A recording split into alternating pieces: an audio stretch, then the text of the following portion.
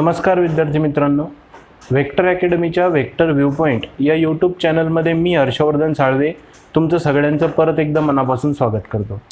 मित्रांनो, आपण science 1च्या chapter number 1 ग्रॅव्हिटेशनचे आत्तापर्यंत युनिव्हर्सल लॉ ऑफ ग्रॅव्हिटेशन आणि मॅग्निट्यूड ऑफ सेंट्रिपिटल फोर्स या टॉपिकपर्यंत 3 व्हिडिओ लेक्चर्स कंप्लीट केलेले आहेत.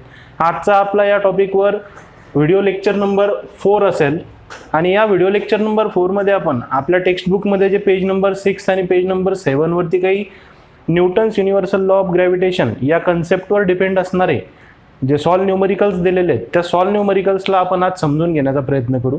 एकदम सिंपल न्यूमरिकल्स आहेत, ते न्यूमरिकल परीक्षेमध्ये सुद्धा येऊ शकतात आणि जर थेरी क्वेश्चन आणि न्यूमरिकल जर तुम्ही कंपॅरिझन केलं तर न्यूमरिकल जर तुम्हाला सोडवण्याची प्रॅक्टिस असली तर तुम्हाला एक्झाममध्ये पूर्णपैकी पूर्ण मार्क या क्वेश्चनचे मिळू शकतात. म्हणून न्यूमरिकल्सला बिलकुल निग्लेक्ट करून चालणार नाही मित्रांनो. चला आपण एक एक करून आता त्या न्यूमरिकल्सकडे बघू.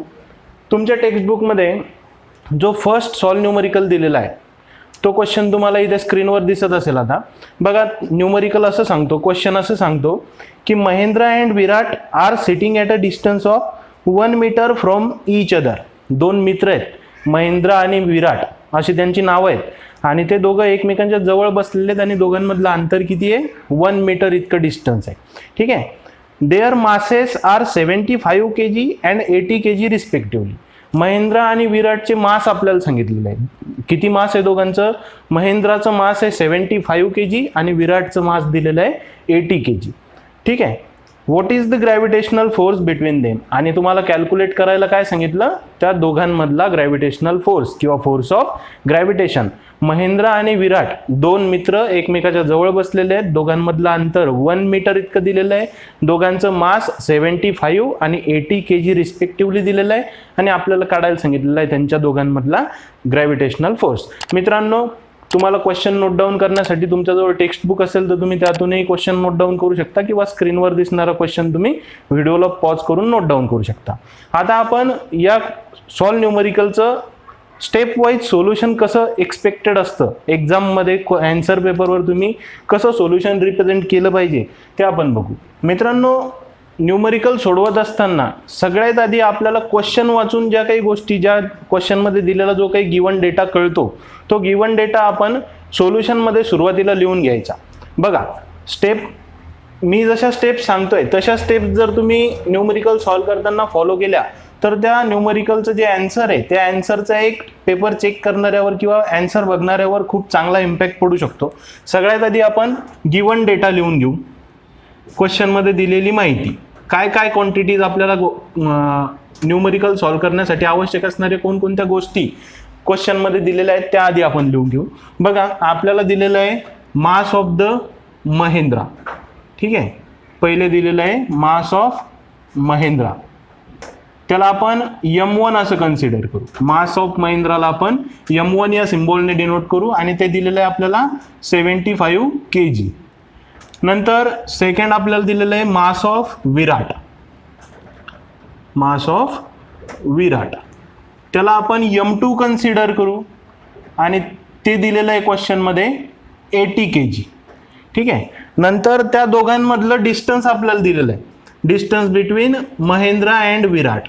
तर डिस्टन्स त्याला आपण D म्हणू आणि डिस्टन्स दिलेलं आहे आपल्याला 1 मीटर इतकं. ठीक आहे. आणि आपल्याला काढायला काय सांगितलेलं आहे? आपल्याला काढायला सांगितलेलं आहे त्यांच्या दोघांमधला फोर्स ऑफ ग्रॅव्हिटेशन. ठीक आहे. दोघांमधला फोर्स ऑफ ग्रॅव्हिटेशन आपल्याला कॅल्क्युलेट करायचं आहे. तर फोर्स ऑफ ग्रॅव्हिटेशनला आपण डिनोट करू कॅपिटल Fनी. ॲज युज्युअल जसे आपण थेरी टॉपिकमध्ये लेक्चर नंबर 3 मध्ये जसे आपण हे प्रत्येक सिम्बॉलचा अर्थ बघितला होता. F म्हणजे फोर्स, D म्हणजे डिस्टन्स, M1 आणि M2 हे दोन ऑब्जेक्टचे मासेस असतील, हे जे आपण इंडिकेशन्स बघितले होते त्याच पद्धतीनं आपण या व्हॅल्यूज लिहून घेतलेल्या आहे. आपल्याला काय काढायचं आहे तर फोर्स ऑफ ग्रॅव्हिटेशन काढायचं आहे, म्हणून त्याच्या समोर आपण क्वेश्चन मार्क देऊ. आता अजून एक गोष्ट आपल्याला हा न्यूमरिकल सोडवण्यासाठी आवश्यक आहे आणि ती गोष्ट म्हणजे युनिव्हर्सल ग्रॅव्हिटेशनल कॉन्स्टंट, ज्याची व्हॅल्यू आपल्याला माहिती असते. ही व्हॅल्यू तुम्हाला पाठ करावी लागणार आहे. क्वेश्चनमध्ये दिलेली असो, क्वेश्चनमध्ये दिलेली नसो, तुम्हाला ही युनिव्हर्सल ग्रॅव्हिटेशनल कॉन्स्टंटची व्हॅल्यू तुम्हाला माहिती असली पाहिजे. तर किती असते युनिव्हर्सल ग्रॅव्हिटेशनल कॉन्स्टंटची व्हॅल्यू? ती व्हॅल्यू असते 6.67 इंटू 10⁻⁻11 आणि त्याचं युनिट असतं न्यूटन मीटर स्क्वेअर पर kg². हे आपण लास्ट लेक्चरमध्ये शिकलेलो आहे. ठीक आहे. आता या झाल्या सगळ्या गिवन क्वांटिटीज आणि फाइंड आउट करायची क्वांटिटी आपण इथे लिहून घेतली, जी अननोन क्वांटिटी आहे ती इथे लिहून घेतली. आता आपल्याला फॉर्म्युला माहिती आहे, थेअरी टॉपिकवरून आपण फॉर्म्युला शिकलो होतो, तो फॉर्म्युला नोट डाऊन करून घेऊ. फॉर्म्युला काय आपला? फॉर्म्युला असतो F = G × m1 × m2 upon d². हा आपला न्यूटन्स युनिव्हर्सल लॉ ऑफ ग्रॅव्हिटेशनचा हा आपला फॉर्म्युला आहे. ठीक आहे. आता या फॉर्म्युल्यामध्ये जर आपण व्हॅल्यूज पुटअप केल्या तर आपल्याला आपला एक्सपेक्टेड आन्सर मिळेल. आपण व्हॅल्यूज पुटअप करू. F = G ची व्हॅल्यू 6.67 इंटू 10⁻⁻11 इंटू m1 ची व्हॅल्यू 75 इंटू m2 ची व्हॅल्यू 80 आणि होल डिवायडेड बाय डिस्टन्सचा स्क्वेअर. डिस्टन्स किती दिलेलं आहे आपल्याला? 1 मीटर, म्हणजे 1चा स्क्वेअर. ठीक आहे. इथपर्यंत समजतंय प्रत्येकाला? आता नेक्स्ट स्टेपमध्ये आपण काय करणार? या नेक्स्ट स्टेपमध्ये आपण या दिलेल्या व्हॅल्यूजपैकी जे फक्त न्यूमरिकल व्हॅल्यूज आहेत त्या न्यूमरिकल व्हॅल्यूज सोबत लिहू आणि ही जी पॉवरवाली टर्म आहे 10⁻⁻11 वाली तिला वेगळं लिहू. ठीक आहे. रिअरेंज करू. साध्या भाषेत जर सांगायचं झालं तर या ज्या व्हॅल्यूज आहे याला आपण रिअरेंज करू, जेणेकरून आपल्याला कॅल्क्युलेशन करायला सोपं गेलं पाहिजे. ठीक आहे. F = 6.67. आता या 75 आणि 80 ला आपण आधी लिहू. 75 मल्टिप्लाइड बाय 80 मल्टिप्लाइड बाय आता हा राहिलेली जी पॉवरवाली टर्म आहे ती आता आपण लिहून घेऊ 10⁻⁻11 डिवायडेड बाय 1चा स्क्वेअर म्हणजे किती? 1. लिहिला तरी चालेल आणि नाही लिहिला तरी चालेल, कारण डिवायडेड बाय 1 केल्यावर जास्त काही फरक पडणार नाहीये. ठीक आहे. आता पुढच्या सोल्युशनसाठी, पुढचं कॅल्क्युलेशनसाठी बघा, इथे 6.67 इंटू 75 हा मल्टिप्लिकेशन तुम्ही आधी करून घेऊ शकता, नंतर त्याला 80 ने मल्टिप्लाय करू शकता, किंवा आधी 75 आणि 80चं मल्टिप्लिकेशन करून नंतर त्याचं 6.67 सोबत मल्टिप्लिकेशन करू शकता. कोणत्याही पद्धतीने केलं तरी आन्सर सेम राहील. आता इकडे आपण ते कॅल्क्युलेशन करून बघू. आपण आधी करू 6.67 इंटू 75 हे कॅल्क्युलेशन. 7 5 जा 35 कॅरी 3, 6 5 जा 30 प्लस 3 33 कॅरी 3, 6 5 जा 30 प्लस 3 33. 7 ने मल्टिप्लाय करत असताना 0 देणार. बघा मित्रांनो, आता हे एकदम खूप बेसिक कॅल्क्युलेशन्स आहे. हे प्रत्येकच न्यूमरिकलमध्ये मी तुम्हाला अशा पद्धतीने सोडून दाखवणार नाही, कारण वर्ग 10च्या लेवलला, वर्ग 10 मध्ये तुमच्याकडून आता हे असे कॅल्क्युलेशन तुम्ही स्वतः करू शकले पाहिजे, हे एक्सपेक्टेड असतं. ठीक आहे. नेक्स्ट 7 7 जा 49 9 कॅरी 4, 7 6 जा 42 प्लस 4 46 कॅरी 4, 7 6 जा 42 प्लस 4 46. तर 500.25 हे आलं आपलं 6.67 मल्टिप्लाइड बाय 75चं आन्सर. आता 500.25 इंटू हा 80 इंटू हा 10⁻⁻11. आता डिनॉमिनेटर मधला 1 आपण लिहिणार नाही. ठीक आहे. आता नेक्स्ट स्टेपमध्ये काय करायचं आहे, तर या 500.25 नी 80 ला मल्टिप्लाय करायचं. बघा त्याचं कॅल्क्युलेशन करून दाखवतो. तर 500.25 इंटू 80 जर केलं तर त्याचा आन्सर आपल्याला किती मिळेल? 40020.0 इंटू 10⁻⁻11. आता हे आपलं फायनल आन्सर आहे का? नाही, अजून आपण याला थोडंसं सिम्प्लिफाय करणार आहे, याला आपण रिड्यूस करणार आहे. बघा रिड्यूस करण्यासाठी काय करायचं, आता हा डेसिमल पॉईंट सध्या या ठिकाणी आहे, त्याला आपल्याला इथे 4 नंतर आणायचं आहे. 4 नंतर त्या डेसिमल पॉईंटला आणायचं म्हणजे किती घरं आपण किती प्लेसेस त्याला शिफ्ट करतोय लेफ्ट साईडला. बघा कॅल्क्युलेट करून बघू. 1 place, second place, third place आणि फोर्थ प्लेस. आणि कोणत्या डायरेक्शन मध्ये आपण त्या पॉईंटला शिफ्ट करतोय, डेसिमल पॉईंटला लेफ्ट हँड साईडला शिफ्ट करतोय. तर जर आपण डेसिमल पॉईंटला लेफ्ट हँड साईडला शिफ्ट करत असू, परत ऐका, काळजीपूर्वक ऐका हा मुद्दा, जर आपण डेसिमल पॉईंटला लेफ्ट हँड साईडला शिफ्ट करत असू तर या 10 ची जी पॉवर आहे तिला आपल्याला इन्क्रीज करावं लागतं. जितक्या प्लेसेसनी तुम्ही तो डेसिमल पॉईंट शिफ्ट केला तितक्या प्लेसेसनी 10 ची पॉवर काय करायची, इन्क्रीज करायची. आता 10 ची ओरिजिनल पॉवर किती होती आपल्याजवळ, 10⁻⁻11 म्हणजे 10 ची पॉवर -11 होती. आणि आपण डेसिमल पॉईंटला किती प्लेसेस शिफ्ट केलेले आहे लेफ्ट हँड साईडला, 4 प्लेसेस शिफ्ट केलेले आहे. म्हणून काय करावं लागेल, -11 + 4. मग नवीन पॉवर किती भेटणार तुम्हाला, -11 + 4 म्हणजे -7. आणि तुमचं फायनल आन्सर काय राहणार, 4.002 × 10⁻⁻7. बघा मित्रांनो, या 10च्या ज्या पॉवर्स असतात त्या पॉवर कशा ॲडजस्ट करायचा यामध्ये जनरली मुलांना कन्फ्युजन असतं. त्याची एक सिंपल ट्रिक सांगतो, तुम्ही नोट डाऊन करून घ्या. तुमच्या स्क्रीनवर इथे बाजूला तुमच्या स्क्रीनवर इथे समोर ती ट्रिक तुम्हाला दिसत असेल. जर आपण 10ची पॉवर किंवा डेसिमल पॉइंट जर तुम्ही लेफ्ट हँड साईडला शिफ्ट केला, if the decimal point is shifted towards left hand side, then the power of the 10 will be increased by number of places shifted. जितक्या प्लेसेसनी तुम्ही तो पॉइंट शिफ्ट केला तितक्या पॉइंटनी तुम्ही काय करायची, 10ची पॉवर इन्क्रीज करायची. आणि हाच जर डेसिमल पॉइंट तुम्ही राईट हँड साईडला शिफ्ट केला, फॉर एक्झाम्पल अशा पद्धतीने जर असेल 4002 × 10⁻⁻7, हे आपला आन्सर आहे. आता या डेसिमल पॉइंटला जर मी उजवीकडे शिफ्ट करत असेल तर मला ही 10ची पॉवर काय करावं लागेल, रिड्यूस करावं लागेल. डावीकडे जर डेसिमल पॉइंट नेला तर 10ची पॉवर इन्क्रीज करायची आणि उजवीकडे जर डेसिमल पॉइंट नेला तर 10ची पॉवर रिड्यूस करायची. लक्षात ठेवा. मग इथपर्यंत तुम्हाला समजलं आणि हेच राहील तुमचं फायनल आन्सर. आता एक गोष्ट लक्षात ठेवा, फायनल आन्सर काढल्यानंतर हे आन्सर कशाची व्हॅल्यू काढलेली आपण, फोर्सची. तर इथे त्या फोर्सचं SI युनिट लिहायला विसरायचं नाही. फोर्सचं SI युनिट असतं न्यूटन. म्हणजे आपला आन्सर काय आलेलं आहे, फायनल आन्सर 4.002 × 10⁻⁻7 न्यूटन. हे राहील तुमचं फोर्स बिटवीन महिंद्रा अँड विराट. तर मित्रांनो, हे झालं आपलं सॉल्व एक्झाम्पल नंबर फर्स्टचं सोल्युशन. आता बुकमध्ये दिलेलं जे सेकंड एक्झाम्पल आहे ते याच क्वेश्चनवर अवलंबून आहे. ते याच क्वेश्चनला थोडंसं पुढे एक्सटेंड केलेलं आहे, त्याच्यामध्ये वेगळी कन्सेप्ट ॲड केलेली आहे. बघा काय सांगतो तो सेकंड सॉल्व एक्झाम्पल, की इन द अबव एक्झाम्पल, म्हणजे याच एक्झाम्पलमध्ये आपल्याला काय कन्सिडरेशन करायचं आहे, assuming that the bench on which Mahindra is sitting is a frictionless. आता हे दोघं महिंद्रा आणि विराट जे ते ज्या बेंचवर बसलेले होते, त्या ज्या टेबलवर ते बसलेले होते, तो टेबल कसा आहे, फ्रिक्शनलेस आहे असं आपल्याला कन्सिडर करायचं आहे. नंतर starting with 0 velocity, what will be the Mahindra's velocity of motion towards Virat after 1 second and will this velocity change with time and how. बघा या क्वेश्चनला त्यांनी अशा पद्धतीने एक्सटेंड केलंय की ज्या टेबलवरती महिंद्रा आणि विराट बसले होते तो टेबल कसा कन्सिडर करायचा आहे आपल्याला, आता तो फ्रिक्शनलेस कन्सिडर करायचा आहे.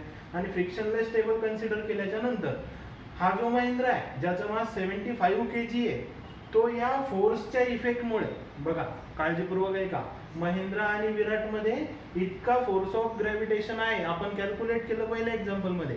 आता याच फोर्सच्या इफेक्टमुळे जर या महिंद्राची मोशन व्हायला लागली, म्हणजे आपण चॅप्टरच्या व्हिडिओ लेक्चर नंबर 1 मध्ये आपण शिकलो होतो की इफेक्ट ऑफ फोर्सेस शिकलो होतो की एखादा ऑब्जेक्ट जर असेल आणि त्या ऑब्जेक्टवर जर आपण फोर्स अप्लाय केला तर त्या फोर्सच्या इफेक्टमुळे त्या ऑब्जेक्टची काय व्हायला लागते, in the direction of force त्याची मोशन व्हायला लागते. हे आपण शिकलो होतो.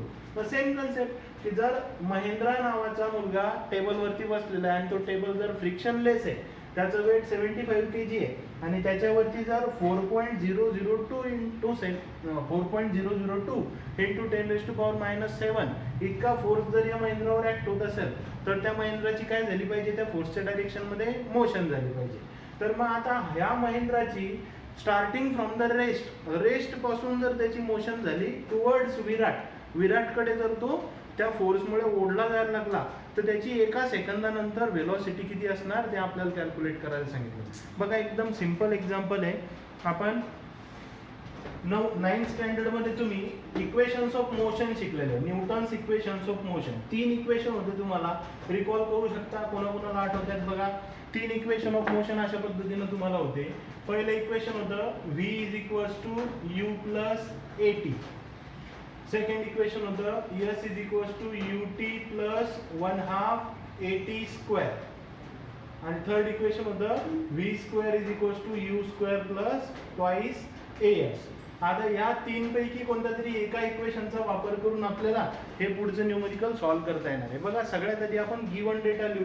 परत एकदा जसं आपण पहिले एक्झाम्पल सॉल्व्ह करताना गिवन डेटा लिहिला तसाच आपण सेकंड एक्झाम्पल साठी गिवन डेटा लिहू.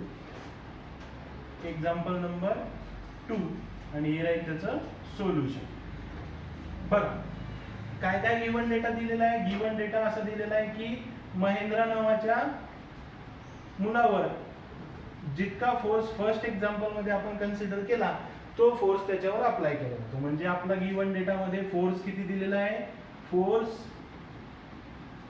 F = 4.002 into 10⁻⁻7 इतका फोर्स त्याच्यावरती लागणार आहे. हे आपल्याला गिवन डेटा मध्ये दिलेलं आहे. नंतर त्या महेंद्राची मोशन आपल्याला कॅल्क्युलेट करायची आहे. महेंद्राच्या मोशनची व्हेलॉसिटी कॅल्क्युलेट करायची आहे तर आपल्याला त्याचा मास सुद्धा कन्सिडर करावा लागेल. मग बघा मास m = किती मास आहे 75 kg इतकं त्याचं मास आहे. ठीक आहे. नंतर त्याच्या मोशनची व्हेलॉसिटी किती सेकंदानंतर कॅल्क्युलेट करायला सांगितलेली आहे तर ती व्हेलॉसिटी कॅल्क्युलेट करायला सांगितलेली आहे 1 सेकंद नंतर. म्हणजे टाइम t = 1 सेकंद. 1 सेकंद नंतर आपल्याला त्याची ती व्हेलॉसिटी कॅल्क्युलेट करायची. अजून काय दिलेलं आहे. अजून काही आवश्यक आहे का कॅल्क्युलेट करण्यासाठी. बघा चेक करा. आता या 3 इक्वेशन्स कडे बघा. आपल्याला याच्यापैकी कोणतं इक्वेशन वापरता येणार आहे ते ठरवावं लागेल. आता या क्वेश्चनला जर तुम्ही वाचलं तर तिच्यात एक शब्द दिलेला आहे. तो शब्द या क्वेश्चनला सॉल्व्ह करण्यासाठी खूप महत्वाचा आहे की महेंद्राची जी व्हेलॉसिटी काढायची आपल्याला ते स्टार्टिंग फ्रॉम रेस्ट त्याची मोशन स्टार्ट झालेली आहे. म्हणजे सुरुवातीला तो रेस्ट कंडिशनला होता आणि कोणताही ऑब्जेक्ट जर रेस्ट कंडिशनला असेल तर त्याची इनिशियल व्हेलॉसिटी किती असते. त्याची इनिशियल व्हेलॉसिटी असते 0. एखादा ऑब्जेक्ट जर रेस्ट पासून स्टार्ट करत असेल तर इनिशियल व्हेलॉसिटी u = किती कन्सिडर करायची 0 मीटर/सेकंद कन्सिडर करायची. हे आपल्याला माहिती आहे. ठीक आहे. नंतर आपल्याला आता या 3 इक्वेशन्स कडे जर बघितलं तर आपल्याला हे समजेल की आपल्याला याच्यापैकी फर्स्ट इक्वेशन ऑफ मोशन जो आहे तो फर्स्ट इक्वेशन ऑफ मोशन वापरावं लागणार आहे. म्हणजे v = u + at हा इक्वेशन आपल्याला वापरावं लागणार आहे. पण एकदा चेक करा या इक्वेशन साठी आवश्यक असणाऱ्या सगळ्या गोष्टी आपल्याजवळ आहेत का. आपल्याला काय कॅल्क्युलेट करायचं आहे. Final velocity after 1 second calculate करायची होती. ठीक आहे. फायनल व्हेलॉसिटी आफ्टर 1 सेकंद म्हणजे v आपल्याला फाइंड आउट करायचं आहे. त्याच्यामुळे त्याच्या समोर आपण क्वेश्चन मार्क देऊ. आता चेक करा v आपल्याला कॅल्क्युलेट करायचं आहे. इनिशियल व्हेलॉसिटी u म्हणजे 0 आपल्याला दिलेली आहे कारण त्याची मोशन स्टार्टिंग फ्रॉम रेस्ट त्याची मोशन आपण कन्सिडर केलेली आहे. ठीक आहे. नंतर a आपल्याला माहिती आहे का नाही.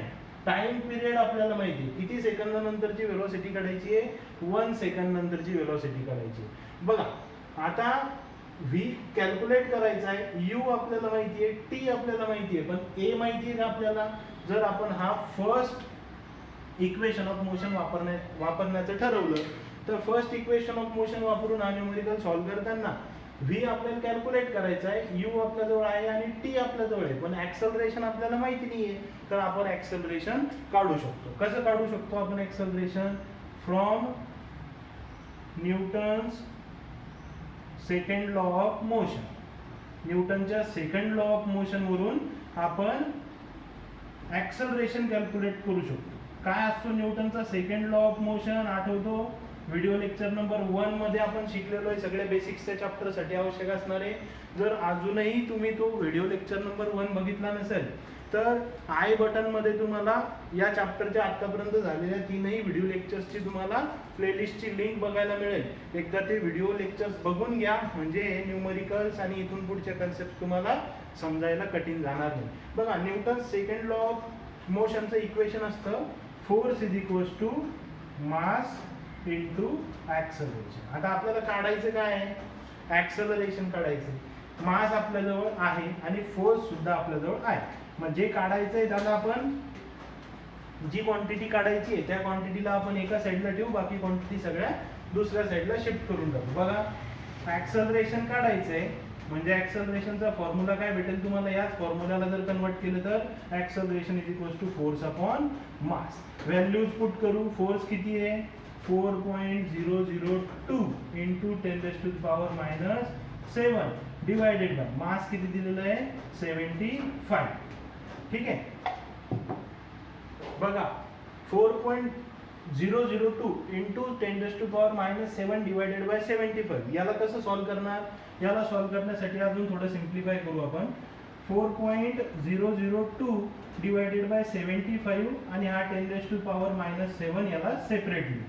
आता वरती जर तुम्ही बघितलं तर न्यूमरेटर मध्ये एक डेसिमल पॉइंट असलेला नंबर आहे आणि खाली तुमच्या जवळ सिंपल डिजिट आहे विदाउट डेसिमल पॉइंट. आता असं डिव्हिजन जर तुम्हाला करायचं असेल तर सगळ्यात आधी तुम्हाला या न्यूमरेटर मधला जो डेसिमल पॉइंट आहे तो तुम्हाला रिमूव्ह करून टाकावा लागेल. आता थोड्या वेळा आधी मी जसं तुम्हाला सांगितलं तसं आपण हा जर डेसिमल पॉइंट रिमूव्ह करायचा म्हटलं तर डेसिमल पॉइंट रिमूव्ह करण्यासाठी आपल्याला हा पॉइंट कुठे शिफ्ट करावा लागेल? इथे 2 नंतर.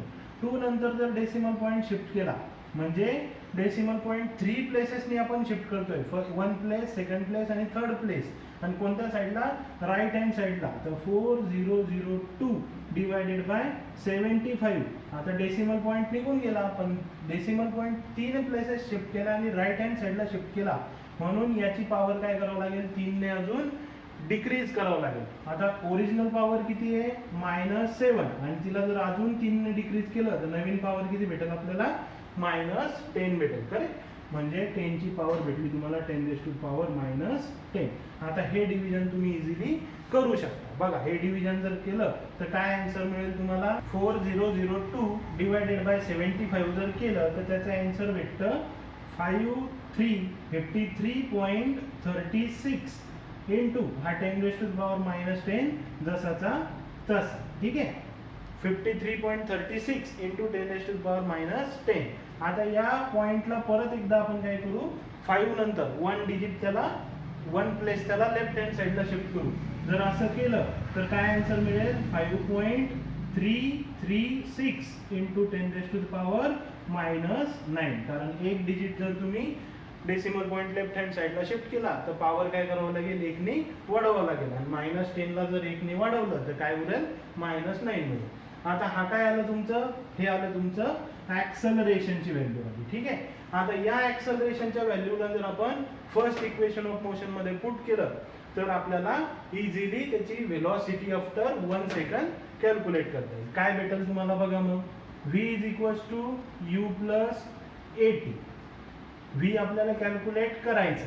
u किती आपला? u किती दिलेला आहे? इनिशियल व्हेलॉसिटी दिलेली आहे 0 प्लस ॲक्सलरेशन आपण जस्ट कॅल्क्युलेट केलं 5.336 इंटू 10⁻⁻9 आणि किती सेकंद आहे? टाइम किती आपला? 1 सेकंड इंटू 1. आता 0 प्लस म्हणजे काही केलं तरी काय? 0 ने ॲडिशन केल्यानंतर काय मिळेल? बघा, 5.336 इंटू 10⁻⁹9. आता बघा, डेसिमल पॉइंट नंतर 3 डिजिट दिलेले आहे आणि जो शेवटचा डिजिट आहे तो 5 किंवा 5 पेक्षा जर मोठा असेल तर त्याला काय? त्याच्या आधीच्या डिजिटला आपण काय करू शकतो? 1 ने इन्क्रीज करू शकतो. म्हणजे आपला आन्सर काय मिळणार आपल्याला? 5.34 इंटू 10⁻⁹9. आणि काय काढलंय आपण? व्हेलॉसिटी आफ्टर 1 सेकंड काढली आहे. व्हेलॉसिटीची व्हॅल्यू आहे म्हणून इथे युनिट काय राहणार? मीटर पर सेकंड. हे झाली तुमची velocity of Mahindra after 1 second if the bench is frictionless. तर विद्यार्थी मित्रांनो, आजच्या व्हिडिओ लेक्चरमध्ये आपण इथेच थांबू. आता यानंतर एक सिंपल छोटासा अर्थ ग्रॅव्हिटेशनल फोर्स नावाचा टॉपिक येतो आणि त्याच्यानंतर परत आज आपण जसे 2 सॉल्व एक्झाम्पल बघितले, सिमिलरली तसेच 2 solve example Newton's universal law of ग्रॅव्हिटेशनच्या याच फॉर्म्युलाचा वापर करून आपल्याला सॉल्व करायचे आहेत. तर ते जे कन्सेप्ट राहतील ते आता आपण व्हिडिओ लेक्चर नंबर 5 मध्ये बघू. मित्रांनो, जर व्हिडिओ आवडत असेल तर व्हिडिओ तुमच्या मित्रांपर्यंत नक्की शेअर करा, व्हिडिओला लाईक करा आणि आपल्या चॅनलला सबस्क्राईब करायला विसरू नका.